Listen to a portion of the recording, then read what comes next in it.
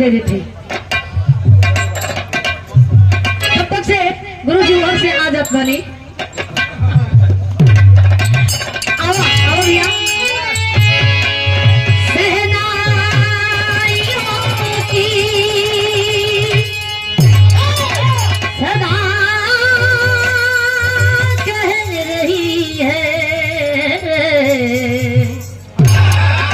खुशी की मुबारक घड़ी आ गई है, सभी सुख जोड़े में चांद सी दुल्हन फलक से जमी पे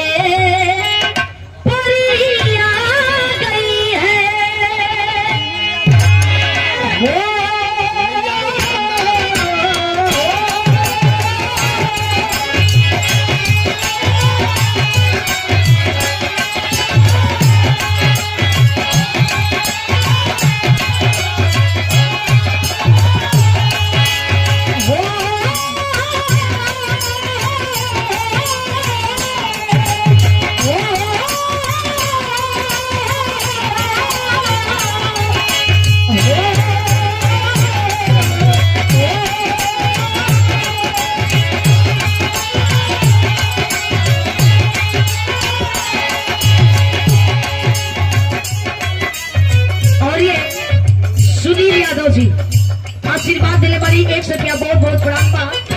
मात्र 2 लाइन के सेहरा भूले का सेहरा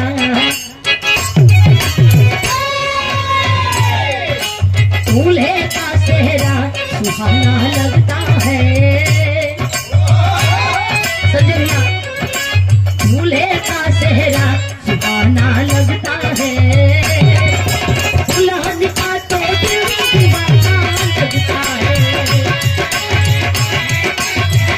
सुहाना लगता है। दुल्हन का तो दिल दीवाना लगता है।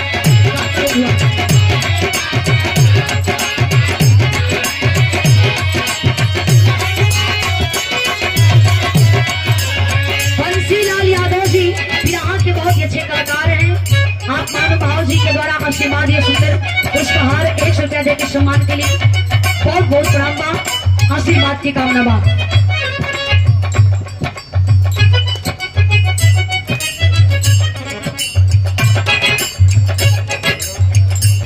पल भर में कैसे बदलते हैं रिश्ते, पल भर में कैसे बदलते हैं रिश्ते। अब तो हर अपना बेगाना लगता है, दूल्हे का सेहरा सुहाना लगता है। दुल्हन का तो दिल दीवाना लगता है।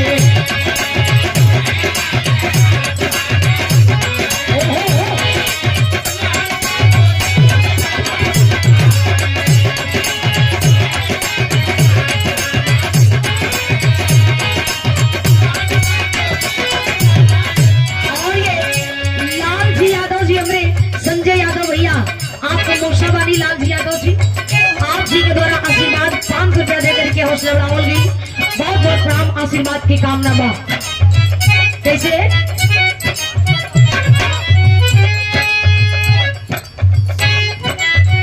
वो सूरत ये जमाने याद आएंगे, चाह कर भी हम इसे न भूल पाएंगे।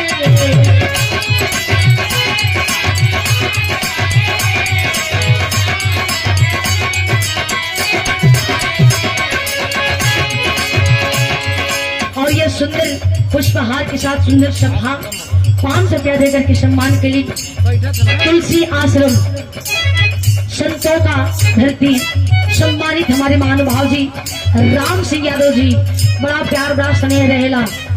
गोल्डन स्टार जी आप पूर्वी के सुंदर कलाकार भी हैं, जानकार भी हैं। आशीर्वाद दिले बानी बहुत बहुत प्रणाम बा। आशीर्वाद की कामना बा।